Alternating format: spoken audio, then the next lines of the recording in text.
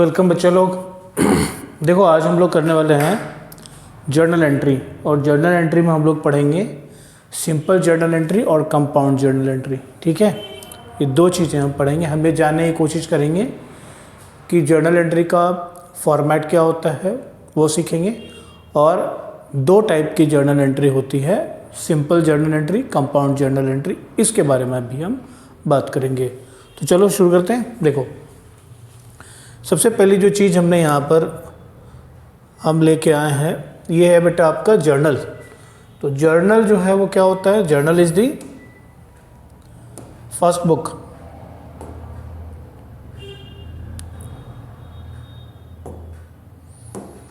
Journal the first book in which the transactions of a business unit are recorded. तो पहली किताब जिसमें जो भी ट्रांजैक्शन होते हैं ना बिजनेस यूनिट के, उसको आप रिकॉर्ड करते हो, उसको हम जर्नल बोलते हैं। तो बेटा सिस्टमेटिक रिकॉर्ड करना वो होता है ना, किसी भी बिजनेस ट्रांजैक्शन को आप सिस्टमेटिकली तरीके से, कायदे से अगर आप उसको रिकॉर्ड करोगे तो उसके लिए एक सेट फॉर्मेट होता है, स्टैंडर्ड ऑपरेटिंग प्रोसीजर है ना। तो एक प्रोसीजर होता है, सेट फॉर्मेट होता है, जिस फॉर्मेट पे आपको करना होता है। तो ये है फॉर्मेट ऑफ जर्नल एंट्री। क्या सब दिया हमने? सबसे पहले ले लिया डेट, फिर पार्टिकुलर्स, फिर एक LF का कॉलम है। LF का मतलब होता है बच्चों लेजर फोलियो। ठीक है, लेजर फोलियो, लेजर मतलब होता है एक रजिस्टर होता है, उस रजिस्टर के अंदर ये जो अकाउंट है ना, यहाँ जो हम एंट्री पास करेंगे उससे रिलेटेड सेपरेट एक अकाउंट क्रिएट हम लोग करते हैं, और जिस पेज में करते हैं उस पेज का नंबर यहाँ पे होता है, इसलिए इसको बोलते हैं हम लोग लेजर फोलियो। उसके बाद अमाउंट, और अमाउंट के लिए क्या है, एक डेबिट कॉलम हो गया और एक क्रेडिट कॉलम हो गया, क्योंकि हमने आपको बताया हुआ है जर्नल एंट्री कैसे पास होती है। जो रूल्स हमने बताए हुए थे कि पर्सनल अकाउंट का, रियल अकाउंट का, नॉमिनल अकाउंट के जो रूल्स बताए हुए, तो उस रूल्स को के बेसिस पे हम लोग एंट्रीज पास करते हैं और फिर उसको इस फॉर्मेट में हम लोग लिखते हैं। ठीक है, और यहाँ मैंने वैसे लिखा हुआ है कि लेजर फोलियो जो है page number of ledger on which the debit account and credit account are to be posted. Alright, चलिए नेक्स्ट पेज पे हम लोग चलते हैं, और यहाँ हमने आपके लिए यहाँ पर जो है ये है हमारा सिंपल जर्नल एंट्री। तो दो टाइप की जर्नल एंट्रीज होती हैं, सिंपल जर्नल एंट्री और कंपाउंड जर्नल एंट्री। तो simple and compound journal entry, ये दो टाइप की होती है। ठीक, आगे हम पढ़ेंगे कि सिंपल जर्नल एंट्री में क्या होता है। सिंपल में क्या होगा बेटा, एक डेबिट होगा और एक क्रेडिट होगा, यानी एक ट्रांजैक्शन होएगा, उसमें दो चीज़ें इन्वॉल्व होंगी, एक डेबिट में जाएगा और एक क्रेडिट में जाएगा। ऐसी जो जर्नल एंट्रीज होती हैं उसको हम लोग सिंपल जर्नल एंट्री बोलते हैं। जैसे यहाँ पर मैंने एक एग्जांपल लिया, purchase of goods worth ₹5,000 from Ramesh by the business firm. तो बिजनेस फर्म ने रमेश से 5,000 रुपये की गुड्स खरीदी। अब यहाँ पर मैं तुमको दो बातें बताऊँगा।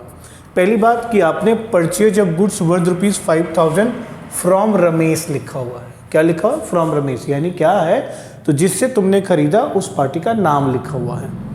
तो नाम लिखा हुआ, इसका मतलब हो गया कि ये तुम्हारा क्रेडिटर हो गया। यहाँ एक समझने वाली बात यह है कि अगर नाम भी हो, नेम हो और एंड कैश लिखा हुआ हो, तो ये ट्रांजैक्शन क्या हो जाएगा? कैश में ये ट्रांजैक्शन होगा। किस में होगा? ये ट्रांजैक्शन कैश में होगा। लेकिन अगर सिर्फ नाम हो,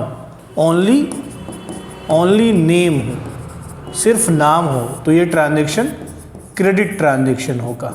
इस बात को याद रखेंगे आप कि सिर्फ नाम हो ट्रांजैक्शन में, फॉर कैश नहीं लिखा हुआ है। जैसे यहाँ पर सिर्फ नाम है, आगे फॉर कैश नहीं लिखा हुआ है, तो ये ट्रांजैक्शन जो है वो क्रेडिट ट्रांजैक्शन है, माने आपने उधार में खरीदा। ऑलराइट, तो एक सिचुएशन तो मैंने ये बताया, दूसरी सिचुएशन मैंने ये कहा। अब तीसरी सिचुएशन समझो, सीधे लिखा होगा फॉर कैश कि भैया कैश में करना है। पहले की सिचुएशन बताया मैंने, नेम एंड कैश। दूसरी सिचुएशन कि सिर्फ नाम है। तीसरी सिचुएशन फॉर कैश है। तो अगर फॉर कैश लिखा हुआ तो क्लियर है, इट इज एविडेंट कि ये कैश ट्रांजैक्शन है। लेकिन अगर चौथी सिचुएशन भी है, चौथी सिचुएशन है कि साइलेंस, माने कुछ नहीं लिखा हुआ, खाली लिखा हुआ परचेज गुड्स वर्थ ₹5,000, इतना ही लिखा हुआ है, परचेज गुड्स वर्थ ₹5,000, सिर्फ इतना लिखा हुआ है। इसका मतलब है कि ये फॉर कैश। तो 4 सिचुएशन बताया, मैं रिपीट कर रहा हूं, ठीक है बंधु, मैं रिपीट कर रहा हूं। तो 4 सिचुएशन बताए। पहला सिचुएशन कहा मैंने नेम एंड कैश दोनों लिखा हुआ है। नेम यानी purchase goods from Ram for ₹5,000 in cash, ठीक है, या purchase goods from Ram for rupees, या purchase goods worth ₹5,000 from Ram for cash, ऐसे लिखा हुआ है। यानी नाम और कैश दोनों मेंशन्ड है, तो ट्रांजैक्शन कैश में होगा। दूसरी सिचुएशन सिर्फ नाम लिखा हुआ है तो क्रेडिट ट्रांजैक्शन होगा। तीसरी सिचुएशन फॉर कैश लिखा हुआ है तो कैश ट्रांजैक्शन होगा। चौथी सिचुएशन साइलेंस, मतलब सिर्फ ये लिखा हुआ है परचेज गुड्स वर्थ ₹5,000 तो कैश ट्रांजैक्शन है। ये बात समझ में आ गई? ग्रेट। अब यहां पे मैं और चीजें तुमको सिखाऊंगा, बताऊंगा। अब मैं सिंपल एंट्री की बात कर रहा हूं, तो ये तो बात समझ में आ गया कि भाई किस तरीके से हम रिकॉर्ड करते हैं। तो हमने देखा कि purchase goods worth ₹5,000 from Ramesh by the business firm. अब यहाँ पर तुम आइडेंटिफाई कैसे करोगे कि किस तरीके से हमने जर्नल एंट्री, डेबिट कौन होगा और क्रेडिट कौन होगा, ये आइडेंटिफाई कैसे करोगे। तो 2 हमने तुमको मॉडर्न रूल्स भी बताए थे। क्या बताया था? मैंने मॉडर्न तरीका भी बताया था और तुमको हमने ट्रेडिशनल तरीका भी बताया था। ट्रेडिशनल तरीका भी बताया था। कौन सा? ट्रेडिशनल तरीका भी बताया था, जिसमें हमने तुमको बताया था पर्सनल,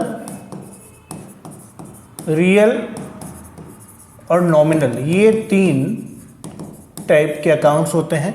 और जो मैंने मॉडर्न में बताया था उसमें मैंने 5 अकाउंट्स बताए थे, एसेट्स, लायबिलिटी और कैपिटल, है ना बंधु, कैपिटल और इनकम और एक्सपेंस, ठीक है। ये 5 अकाउंट बताया था और इसके रूल बताए थे। ये बताया था कि एसेट बढ़ जाए तो डेबिट हो जाता है, घट जाए तो क्रेडिट होता है, लायबिलिटी बढ़ जाए तो क्रेडिट, घट जाए तो डेबिट, कैपिटल बढ़ जाए तो क्रेडिट, घट जाए तो डेबिट, इनकम अगर बढ़ जाए तो क्रेडिट, घट जाए तो डेबिट, एक्सपेंसेस बढ़ जाए तो डेबिट, घट जाए तो क्रेडिट। और यहाँ हमने रूल बताया था पर्सनल का debit the receiver, credit the giver, real का debit what comes in, credit what goes out, और नॉमिनल का debit all expenses losses and credit all incomes and gains.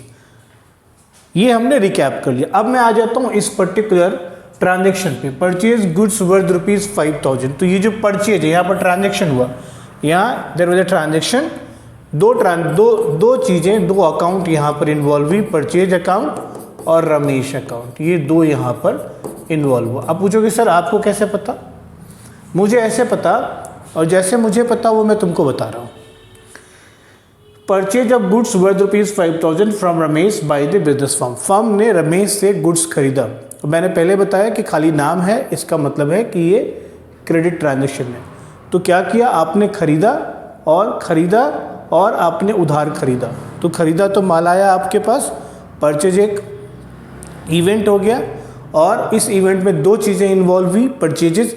जब आप बिजनेस के लिए गुड्स खरीदते हो ना, तो जो टर्म यूज होता है वो होता है परचेज। वहाँ पर गुड्स नहीं लिखते, स्टॉक नहीं लिखते, ठीक है। क्या टर्म यूज करेंगे? परचेजेज यूज करेंगे। ऐसे ही अगर आप बेचेंगे तो सेल्स यूज करेंगे। आप स्टॉक माइनस या वहाँ फिर स्टॉक यूज नहीं करेंगे, सेल्स यूज करेंगे। तो इसलिए हमने परचेजेज लिया। अब परचेजेज को क्या बोलेंगे? परचेजेज जो है वो किसको इंडिकेट करता है? खर्च को इंडिकेट करता है। गुड्स आप परचेज कर रहे हो या तो मैन्युफैक्चर करने के लिए या रीसेल के लिए। तो अब ये जो हो गया, इसको हम किस में ये इसी साल यूज अप हो जाएगा, इसी साल कंज्यूम हो जाएगा, इसलिए इसको हम एक्सपेंस ट्रीट करते हैं। ऑलराइट, इसी तरीके से सेल्स जो है वो क्या रिप्रेजेंट करता है, वो इनकम को रिप्रेजेंट करता है। तो इनकम किस नेचर का होता है, करंट नेचर का होता है, इसलिए हम वहाँ पर टर्म सेल्स का इस्तेमाल करते हैं क्योंकि ये इनकम को इंडिकेट करता है। ऑलराइट, तो परचेजेज और सेल्स को के समय आप स्टॉक या गुड्स ये सब नहीं लिखेंगे, टर्म परचेजेज यूज करेंगे। परचेज एक्सपेंस को इंडिकेट करेगा और सेल्स इनकम को इंडिकेट करेगा। करेक्ट है। तो परचेजेज हो गया और क्या हो गया, रमेश हो गया। अब जो परचेजेज है, जब परचेजेज है तो परचेजेज क्या हो गया, कौन सा अकाउंट हो गया दोस्त, परचेजेज। अगर अब यहाँ पर तुम एक बात देखो कि मेरे पास में दो अकाउंट हो गए, एक हो गया परचेज अकाउंट और दूसरा क्या हो गया, रमेश अकाउंट हो गया। दूसरा क्या हो गया बंधु, दूसरा हो गया रमेश अकाउंट। अब रमेश अकाउंट अगर ट्रेडिशनल मेथड से तुम देखो तो ये है पर्सनल अकाउंट, इसका नेचर क्या है, इसका नेचर है पर्सनल अकाउंट का। और अगर तुम इसको मॉडर्न तरीके से देखो, है ना, तो ये तुम्हारी हो गई लायबिलिटी क्योंकि तुमने उधार खरीदा है ना। अगर मॉडर्न तरीके से देखो तो ये लायबिलिटी हो गई, क्यों हो गई, क्योंकि तुमने इसे उधार में खरीदा है। करेक्ट है। परचेजेस अगर आप ट्रेडिशनल के हिसाब से देखो तो ये नॉमिनल अकाउंट है, और अगर आप मॉडर्न के हिसाब से देखो तो मैंने बताया आपको एक्सपेंसेस है। ठीक, ये बात समझ में आ गई। अब तुम ये देखो कि एक्सपेंसेस, चूंकि परचेजेस होने से एक्सपेंसेस हुए तो नेचुरली ये एक्सपेंसेस बढ़ गए हैं, तो बढ़ गए हैं तो क्या करोगे, अगर मैं इसको एक्सपेंसेस के तौर पे अभी देख रहा हूँ तो मैं लिखूंगा कि यहाँ पर परचेज को डेबिट करेंगे। और डेबिट के लिए जो यूज होता है टर्म वो डी आर इंडिकेट करता है डेबिट को। ठीक है, तो एक्सपेंसेस को डेबिट करेंगे। अगर मैं नॉमिनल अकाउंट के हिसाब से देखूं तो नॉमिनल अकाउंट का रूल ये होता है कि debit all expenses losses, credit all incomes and gains. तो इस तरीके से भी देखूं अगर मैं, तो मैं एक्सपेंसेस को डेबिट करूंगा, माने परचेज को डेबिट करूंगा। तो हमने इसको दोनों ही तरीके से जस्टिफाई कर दिया। अब हम बढ़ते हैं राम अकाउंट की तरफ। राम पर्सनल अकाउंट है, तो पर्सनल अकाउंट का रूल क्या होता है दोस्त, debit the receiver, credit the giver. Ram यहाँ कौन है, राम तो देने वाला है, राम तो देने वाले हैं, प्रभु राम तो देने वाले हैं, तो राम ने हमको क्या दिया, माल दिया, तो इसीलिए हम उसको क्या करेंगे, रूल क्या कहता है, debit the receiver, credit the giver. तो राम गिवर है इसलिए उसे क्या करो, क्रेडिट कर दो। तो अगर मैं पर्सनल अकाउंट के पॉइंट ऑफ व्यू से देखूं तो मैं राम को क्या करूंगा, राम के केस में मैं क्या करूंगा, इसको क्रेडिट कर दूंगा। अब जरा ट्रेडिशनल पॉइंट ऑफ व्यू से देखो, चूंकि वो क्रेडिटर है इसीलिए वो लायबिलिटी है, और मैंने कहा लायबिलिटी अगर बढ़ती है ना दोस्त तो उसे क्या करनी होती है, क्रेडिट करनी होती है। तो चाहे हम कोई भी मेथड यूज़ करें जर्नल एंट्री का, ट्रेडिशनल यूज़ करें या हम मॉडर्न यूज़ करें, दोनों ही तरीकों में जो रिज़ल्ट है वो सेम आएगा। तो फिर अब हम इसको कैसे प्रेजेंट कर रहे हैं, तो हमने यहाँ पर क्या लिखा बच्चों, अब मैं इसको साफ कर देता हूँ।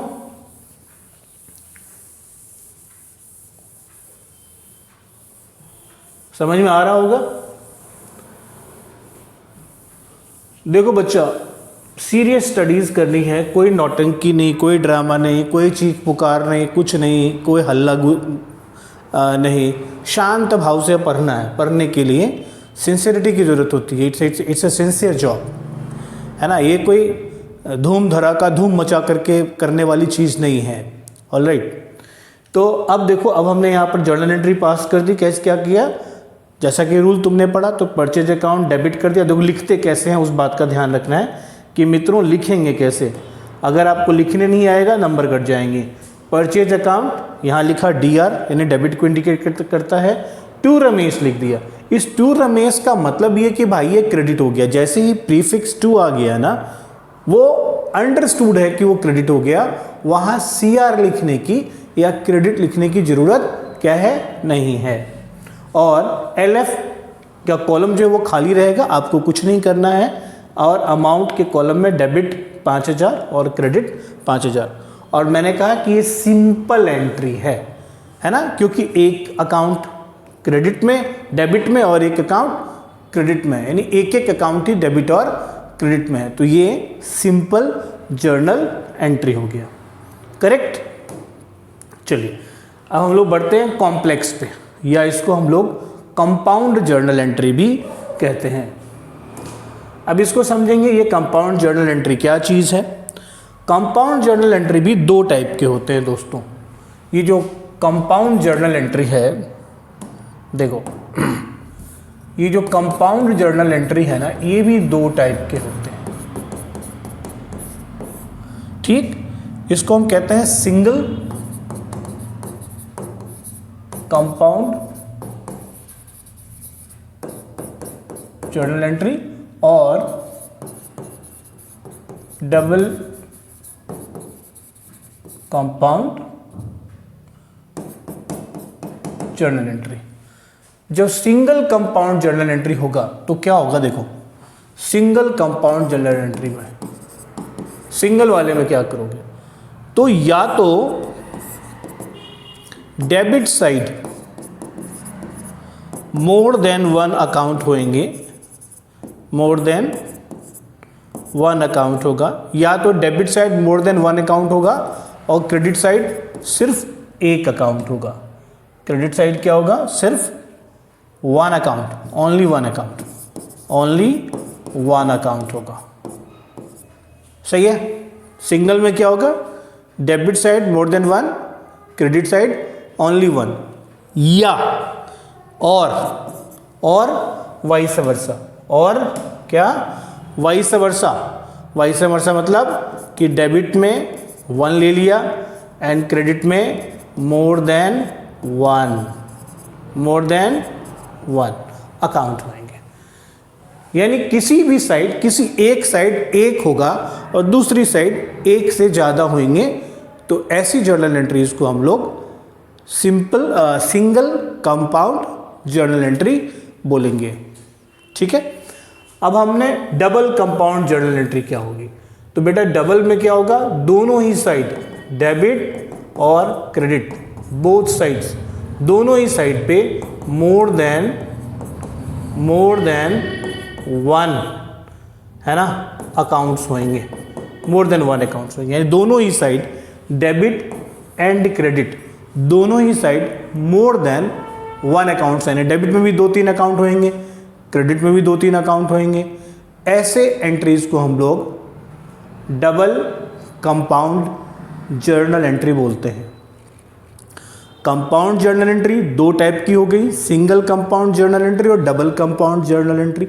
सिंगल कंपाउंड जर्नल एंट्री में कोई भी एक साइड डेबिट या क्रेडिट में एक से ज़्यादा अकाउंट इन्वॉल्व होंगे और दूसरी तरफ सिर्फ एक अकाउंट होगा। यस, चलिए अब हम लोग यहाँ पर एग्जांपल देखते हैं। हमने कहा a business firm page rent, business firm क्या कर रही है, रेंट पे कर रही है बॉस, सैलरी पे कर रही है। अब इसी को हम लोग क्या पे कर रही है, रेंट पे कर रही है गुरु, है ना, क्या पे कर रही है, रेंट पे कर रही है, सैलरी पे कर रही है, फ्रेट किराया 1 जनवरी 2022 को। सिंगल कंपाउंड जर्नल एंट्री क्या होगी। अब तुम तो सबसे पहले बंधु रूल को ध्यान पे करो। ये जो रेंट है, ये जो बंधु क्या है, ये जो रेंट है ना, ये रेंट क्या हो गया, एक्सपेंस हो गया, यानी ये नॉमिनल अकाउंट हुआ ट्रेडिशनल अप्रोच में और मॉडर्न अप्रोच में एक्सपेंसेस हुआ। तो नॉमिनल भी है तो डेबिट ऑल एक्सपेंसेस लॉसेस, और एक्सपेंस भी मॉडर्न मेथड से है तो एक्सपेंस को डेबिट करेंगे। इसी प्रकार सैलरी भी सिमिलर नेचर का है, ये भी एक्सपेंस है ना, और ये भी नॉमिनल अकाउंट है। इसी तरीके से फ्रेट भी नॉमिनल अकाउंट है। ये तीनों जो है अपने नाम से जाने जाते हैं, इनका अपना सेपरेट नाम है ऐसे ट्रांजेक्शन्स का। और हर ट्रांजेक्शन में क्या पे किया गया, ₹2000, ₹1500, ₹500 और कुछ नहीं लिखा हुआ है। इसका मतलब है, अभी सिखाया था मैंने, इसका मतलब है कि ये ट्रांजेक्शन कैश में हुआ है। मतलब तीनों ही परिस्थितियों में कैश